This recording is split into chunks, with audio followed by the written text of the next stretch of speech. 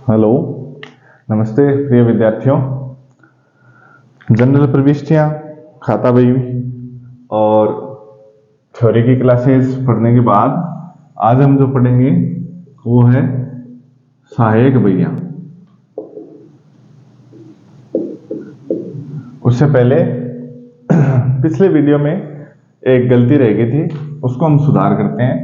लगभग 11वें मिनट के आसपास एक शब्द काम में लिया गया था,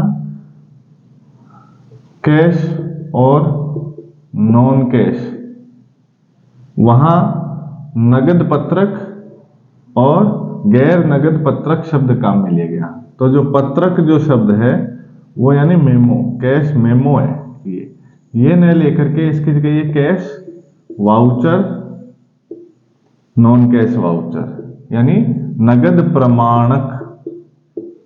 तात्पर्य ये है कि जहां मैंने ये नगद पत्रक शब्द काम में लिया था 11वें मिनट के आसपास, वहां आपको नगद प्रमाणक शब्द उसको पढ़ना है। अब हम बात करते हैं सहायक बहियों की। सहायक बहियों के बारे में, इसका काम क्या है? जब हम प्रविष्टियां करते हैं तत्पश्चात कार्य को विभाजन कर देते हैं ताकि हमें आसानी से समझ में आ जाएगी। तो सबसे पहले देखो, कैश बुक, दूजी purchase book, 3 number sales book, 4 number purchase return book, 5 number sales return book और 6 नंबर आपकी journal proper. Cash, purchase, sales, purchase return, sales return और जर्नल प्रॉपर। एक पहले बीआर और बीपी और बनती थी, लेकिन आजकल इतना ही बनाया जाता है। कैश बुक नगद, परचेज यानी खरीद वह जो उधार हो, सेल्स उधार विक्रय, परचेज रिटर्न खरीदा हुआ माल वापस, सेल्स रिटर्न बेचा हुआ माल वापस, और इसके अलावा जो भी सौदे बच गए वो आपके आएंगे जर्नल प्रॉपर में। तो कैश बुक पहले हम इस पर बात करते हैं। कैश बुक यानी नगद, व्यवसाय में जितने भी नगद के व्यवहार होंगे वो आपको कैश बुक में लिखने हैं। बहुत सिंपल कॉन्सेप्ट है इसका, केवल और केवल नगद व्यवहार हो, नगद खरीदा बेचा कुछ भी हो आपका, वो इसमें आएगा। यदि नगद नहीं है तो बाकी कहीं जाए हमें कोई मतलब नहीं। अभी तक कैश बुक में आपको केवल वो लिखना है जो केवल और केवल नगद हो। अब देखो, कैश बुक के वैसे 3 प्रकार हैं।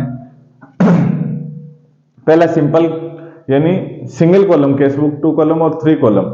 सिंगल कॉलम का मतलब एक कैश का कॉलम, फिर डबल में कैश प्लस बैंक, और तीसरा 3 कॉलम में डिस्काउंट। 3 कॉलम हो गए। कैश केवल नगद का हो, साथ में बैंक से लेन देन हो तो डबल कॉलम वाले में, और डिस्काउंट का भी हो तो 3 कॉलम वाले में।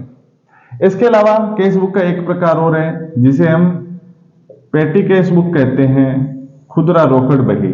यानी मुख्य रोकड़िए से जब उसका असिस्टेंट रुपए लेकर के छोटे छोटे खर्चों का जो व्यवहार करता है, हमारा व्यवसाय जो है वो लाखों करोड़ों रुपए का है, वहां पर हम यदि हजारों का खर्चा तो होता ही है, लेकिन यदि उन खर्चों को मुख्य रोकड़िया भुगतान करेगा तो उसे बहुत समय लगेगा। इसलिए उसका एक असिस्टेंट होता है, उसको हर महीने कुछ राशि दे दी जाती है। मान लीजिए उसको 10,000 रुपए, यदि लाखों करोड़ों का व्यापार है तो, या उससे थोड़ा छोटा है तो 1,000 रुपए दे दिए गए। अब इसमें टैक्सी भाड़ा है, टेम्पो का किराया है, या कोई चाय नाश्ता पानी इत्यादि का है, तो उसको महीने की 1 तारीख को पहले एक मुश्त राशि दे दी गई। अब उसमें से वो 20 रुपए, 30 रुपए, 50 रुपए छोटे छोटे खर्चों का भुगतान करता रहेगा पेटी कैश बुक में। कैश बुक में सबसे पहले हम बात कर रहे हैं, इसको मैं हटा देता हूं एक बार, फिर आपको दोबारा लिख देंगे।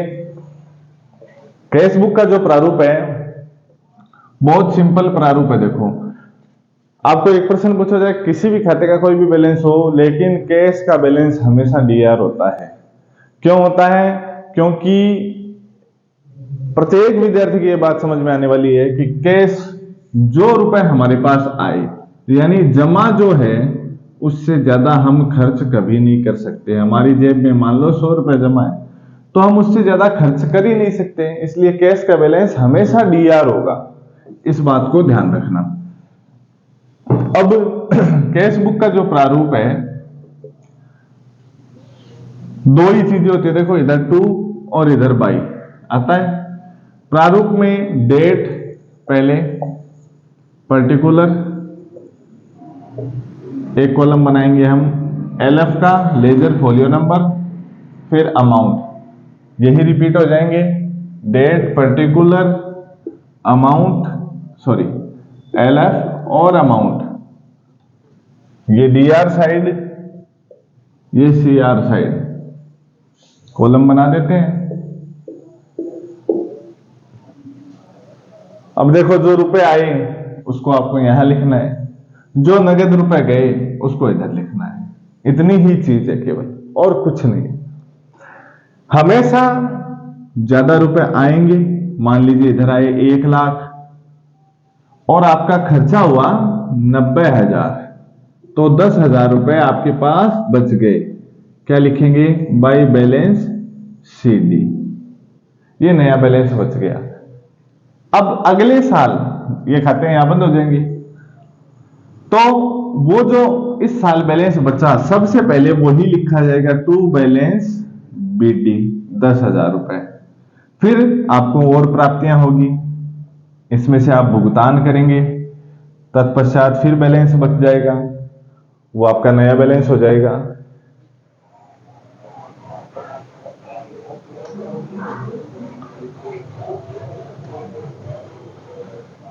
ये simple column cash book.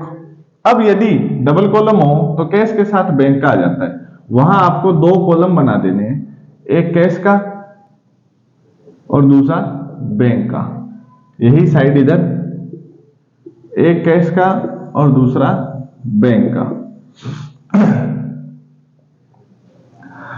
Ram से रुपए प्राप्त हुए, cash account DR to Ram, रुपए यानी नगद प्राप्त हुए, 10,000 लिख दो, कोई दिक्कत नहीं। हमने कोई वस्तु खरीदी या किसी को पेमेंट किया, मान लीजिए मोहन को हमने पेमेंट किया, Mohan account debit to cash, नगद भुगतान किया है 5,000, कैश के कॉलम में लिख दिया।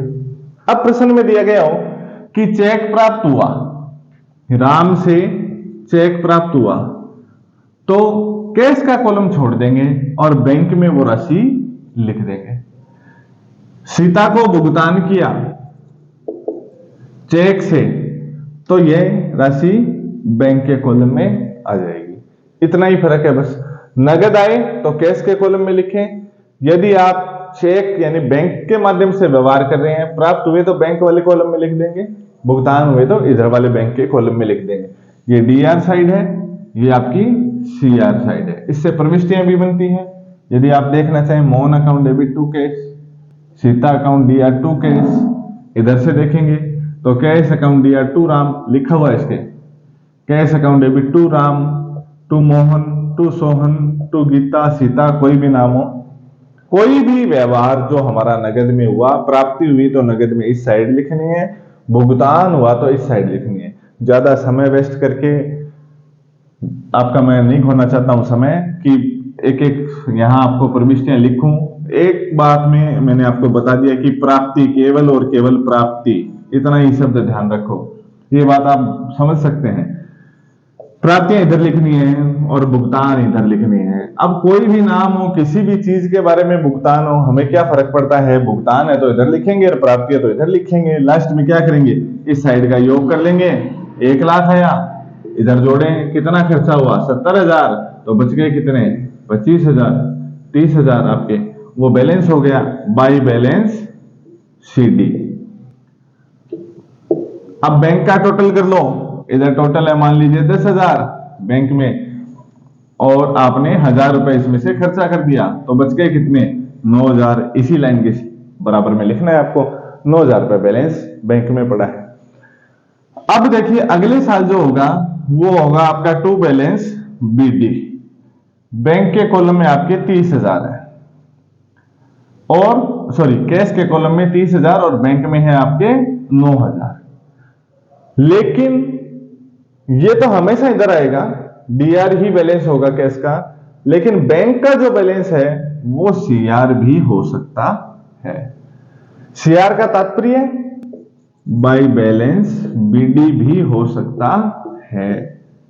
यहां आपके 9,000 रुपए इधर भी आ सकते हैं, 9, 10, 15, 20 कुछ भी हो, वो इधर भी आ सकते हैं। उसके पीछे रीजन क्या है? देखो, रीजन है कि व्यापारी बैंक में चालू खाता खोलते हैं। चालू खाते की एक विशेषता होती है, जो आम लोग हैं उनके लिए बचत खाता, व्यापारियों के लिए चालू खाता, एक सावधि जमा खाता जिसे हम एफडी कहते हैं, और एक खाता आवर्ती जमा खाता और होता है। 4 प्रकार के बैंक में खाते होते हैं। तो चालू जो खाता है वो व्यापारियों के लिए सुविधा होती है, उस पर ब्याज नहीं दिया जाता या न के बराबर दिया जाता होगा, लेकिन उन्हें व्यापारियों को एक सुविधा दी जाती है कि वो अपना जमा जो राशि है उससे अधिक निकाल सकते हैं। मान लीजिए 1 लाख रुपए जमा है तो वो इससे ज्यादा 1,50,000, 2 लाख निकाल सकते हैं। ये सुविधा केवल व्यापारियों की होती है और उनकी साख के अनुसार होती है, उनकी गुडविल क्या है। अब ऐसा नहीं है कि 1 लाख जमा है आप 1 करोड़ निकाल दें। उस व्यापारी की गुडविल क्या है उसके अनुसार बैंक उसकी लिमिट निर्धारित करता है। बैंक में जमा राशि से अधिक राशि निकालने को हम अधिविकर्ष कहते हैं। ओवरड्राफ्ट, ओवरड्राफ्ट ये एक प्रश्न बनता है आपका। ये केवल चालू खाते में सुविधा होती है। तो ये तो बात हुई। अच्छा, इसमें एक बात और, यहां कॉलम बना देता हूं मैं, एलएफ का कॉलम बना रहे हैं, इधर भी होगा एलएफ के कॉलम यानी लेजर फोलियो नंबर, यानी जो प्रविष्टि हम यहां कर रहे हैं वो लेजर के कितने नंबर पृष्ठ पर है, 30 पर, 2 पर, 5 पर, 7 पर, ये प्रविष्टियां होगी। इधर मान लो 1, 5, 9, 12 किसी भी पेज पर होगी। तो ये हमें पता चल जाता है कि लेजर में ये कितने नंबर पृष्ठ पर प्रविष्टि की हुई है। अब बात आती है कि एक प्रविष्टि ऐसी बनती है हमारी, जैसे रुपए 10,000 रुपए बैंक में जमा करवाए, एक, और दूसरी 10,000 रुपए बैंक से निकाले। देखो दोनों प्रविष्टियों में बैंक खाता भी प्रभावित होगा आपका, और जो नगद खाता है, कैश अकाउंट है, वो भी प्रभावित होगा। तो इसके लिए हम क्या करेंगे, बाकी प्रविष्टियों में हम लेजर फोलियो नंबर लिखते हैं। पहली प्रविष्टि बैंक में जमा करवाई, प्रविष्टि क्या होती है उस पर जाएं पहले हम। पाने वाला बैंक, पाने वाले को नाम करो, बैंक अकाउंट डीआर टू, जो वस्तु व्यापार से जाती है उसको जमा करो, कैश आ गया। अब देखो बैंक डीआर है, टू कैश है, दोनों खाते ही हैं। क्या लिखेंगे, टू कैश, रकम बैंक के कॉलम में लिखनी है आपको 10,000 रुपए, और इसी प्रविष्टि को, ये तारीख लिखी है, मान लो 3 तारीख को ये व्यवहार हुआ, इसी तारीख को बाई बैंक, रकम कैश के कॉलम में, प्रविष्टि बन गई bank account DR to cash, यही लिखी है हमने। इधर से देख लो, bank account DR to cash 10,000 रुपए, टू कैश लिखा, रकम बैंक के कॉलम में लिखनी है। इधर बाई बैंक लिखना है, रकम कैश के कॉलम में लिखनी है, विपरीत लिखना है। और विपरीत लिखना है इसीलिए हम जो एलएफ का कॉलम है उसमें हम लेजर नंबर नहीं लगाएंगे, वहां लिखेंगे सी। इसको सी को ही हम विपरीत प्रविष्टि कॉन्ट्रा एंट्री कहते हैं। कॉन्ट्रा एंट्री, विपरीत प्रविष्टि। अब देखो, आपने हो सकता है पढ़ा या नहीं पढ़ा होगा, लेकिन मैं आपको बता देता हूं। बाकी सब में हमने लेजर फोलियो नंबर लिखे, लेकिन इसमें नहीं लिखे, और हमें आज तक यही पढ़ाया गया कि सी लिख दें केवल कॉन्ट्रा एंट्री, लेकिन खाता बही पृष्ठ संख्या नहीं लिखें। क्यों नहीं लिखते? उसका मुख्य रीजन है कि इसके खाता बही में खतौनी नहीं होती। बाकी सब प्रविष्टि की खाता बही में खतौनी हो रही है, इसलिए जब खतौनी नहीं होगी तो खाता बही पृष्ठ संख्या लिखेंगे कहां से? उस पेज पर लिखी ही नहीं हमने खाता बही में, इसलिए हम इसको सी लिख करके, कॉन्ट्रा एंट्री लिख करके बात खत्म कर देते हैं। ये तो थी जमा करवाने के। अब निकालने के, यदि हम रुपए निकालते हैं तो जो वस्तु व्यापार में आती है उसको नाम करो cash account DR to bank, देने वाले के जमा करो। तो क्या लिखेंगे, एकदम उल्टा करना है प्रविष्टि। यहां कैश लिखा था, इस बार टू बैंक लिखेंगे, ये आएगा ही। रकम बैंक के तो कैश के कॉलम में आ जाएगी, बाई कैश, और रकम बैंक के कॉलम में। ये रुपए निकालने की प्रविष्टि होगी, cash account DR to bank, और इधर cash account DR to bank, दोनों ओर से आप देख सकते हैं। प्रविष्टि सी लिखना ही है, कॉन्ट्रा एंट्री, क्योंकि इसकी खतौनी नहीं होती। तो ये तो बात हुई कैश बुक की आपकी। बाकी सब एकदम सरल प्रविष्टियां, जो आपको प्राप्ति है वो DR साइड में, और जो भुगतान है वो CR साइड में। कैश बुक का इतना ही काम है। इसके बाद आती है परचेज बुक। आप केवल एक बात पढ़ लें, केवल उधार क्रय जो है वही आपको लिखने हैं। उधार क्रय, माल उधार खरीदा, केवल और केवल उधार क्रय परचेज बुक में आएंगे। केवल उनका नाम लिखना है, जैसे राम एंड सन्स। अब आपने क्या खरीदा, 10 पंखे, ceiling fan at the rate of 2000 पर, 2000 गुणा 10 कितने हुए, डिटेल में लिखेंगे पहले 20,000। फिर आपने मान लीजिए 10 LED खरीदी एट द रेट 100 पर, 100 रुपए की एक 10 खरीदी, 1000 रुपए इसके हो गए, टोटल हो गए आपके 21,000 रुपए। अब इस पे यदि आपको अगला ट्रेड डिस्काउंट दे रहा है, लेस कर दो, trade discount at the rate of 5%, 10% जो भी हो, मान लो 10% दिया, 21,000 हो गए, आप टोटल लिखे, 10% आपका 2100 रुपए हो गया। जो रकम घटी आपका, ये डिटेल का कॉलम है और ये अमाउंट का कॉलम है, यही प्रारूप है। बस इसमें से घटा करके राशि आप यहां लिख देंगे, डेट, पर्टिकुलर, डिटेल, अमाउंट होगी। अब इसमें भी विस्तृत रूप में बताने की कोई जरूरत नहीं है, मैं बिल्कुल भी समय बर्बाद नहीं करूंगा। ये प्रयास मेरा हमेशा रहता है कि जितना कम समय में हो उसको करवाया जाए, चैप्टर को, टॉपिक को। अब एक ही बात पकड़नी है, इसमें केवल उधार क्रय परचेज बुक में आएंगे। आपको कोई भी प्रविष्टि दे दी गई, राम से माल खरीदा, किस सहायक बही में दर्ज किया जाएगा। 1 नंबर परचेज बुक दे दी, 2 नंबर सेल्स बुक दे दी, 3 नंबर कैश, और 4 नंबर परचेज रिटर्न। हमें केवल इतना पहचानना है, माल किस प्रकृति का है। राम से माल खरीदा, उधार है, परचेज बुक में जाएगा। राम से माल खरीदा नगद, नगद माल खरीदा तो कैश बुक में चला जाएगा।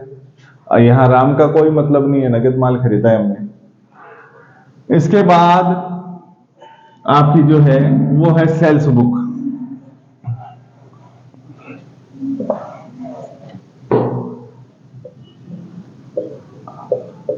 आप समझ ही गए होंगे सेल्स बुक में क्या आएगा। उसमें क्रय आया था, इसमें उधार विक्रय आ जाएगा। जो माल आपने उधार बेचा, सेम चीज आपको वही लिखनी है। मान लीजिए वही पंखे हमने बेचे हैं, यदि हम बेच रहे हैं 10 सीलिंग फैन बेचे हमने एट द रेट 2000 रुपए। 2000 में क्या बेचे, ना भी नहीं होगा, खरीदे भी 2 में थे, बेचते हैं 2 में, 2500 रुपए मान लो, तो इसके आपके हो गए 25,000 रुपए।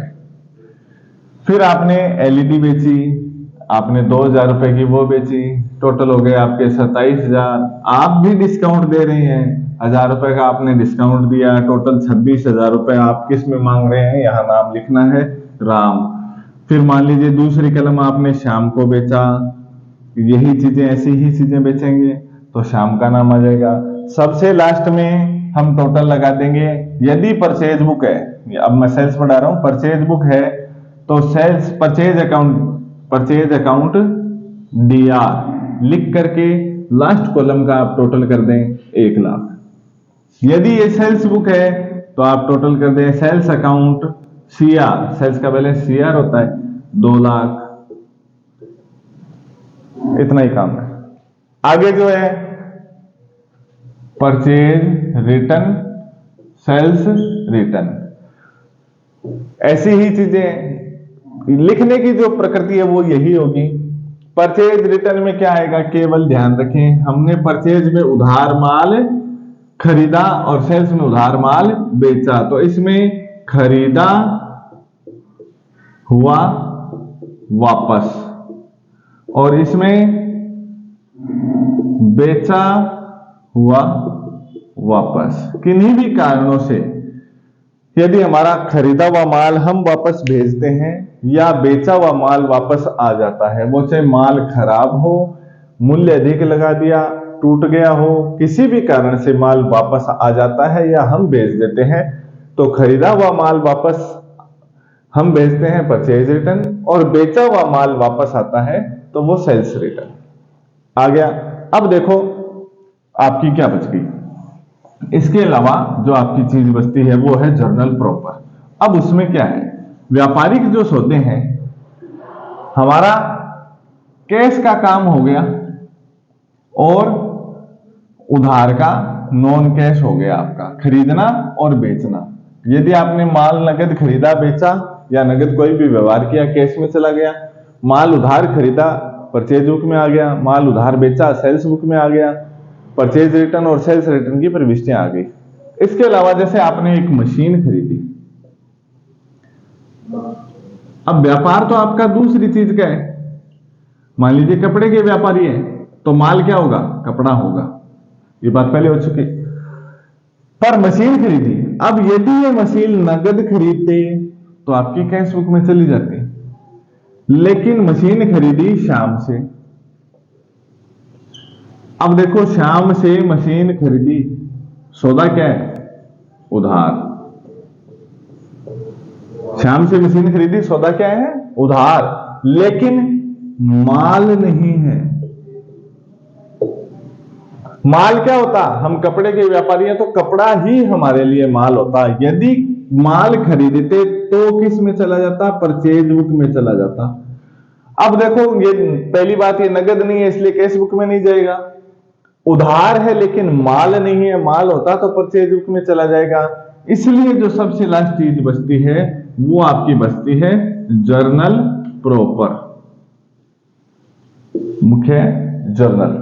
इसमें समस्त प्रकार के ये जो ऐसे व्यवहार हैं वो लिखे जाएंगे। इसमें देखो क्या आती है, इसमें आती है प्रारंभिक प्रविष्टियां, दूसरी अंतिम प्रविष्टियां,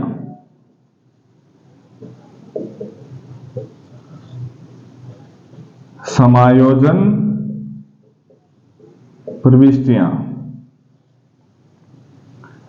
हस्तांतरण प्रविष्टियां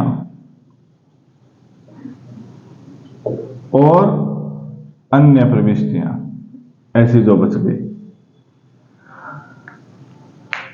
ये जो प्रविष्टियां हैं वो प्रविष्टियां आपकी जर्नल प्रॉपर में लिखी जाएगी। डूबोत्तरण को आपने समायोजित किया है, अपलिखित किया है, वो प्रविष्टि आपकी इसमें आ गई।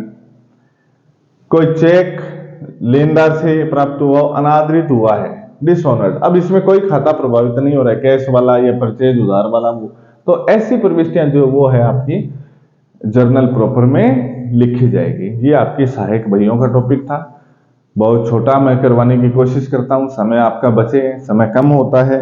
बात ये है, मूल बात की समझ में आना चाहिए, समय इंपॉर्टेंट नहीं है। मेरी ये थिंकिंग नहीं है कि मैं आपको 1.5 घंटे की क्लासेस दूं, छोटे छोटे आपको वीडियो उपलब्ध करवाएंगे ताकि आपको जल्दी समझ में आ जाए। कमी रहती है, आपके सुझाव आमंत्रित हैं कि आप जो चीज पूछना चाहेंगे वो विस्तृत रूप में बता देंगे। सबसे महत्वपूर्ण बात, मैं आपको साथ में MCQ क्वेश्चन करवा रहा हूं, लेकिन एक साथ लास्ट में बड़े वीडियो के रूप में छोटे छोटे जो क्वेश्चन है हमारे एबीसीडी के, हम जिसको बोलते हैं एमसीक्यू क्वेश्चन, वो आपको निश्चित तौर पर करवाए जाएंगे। धन्यवाद।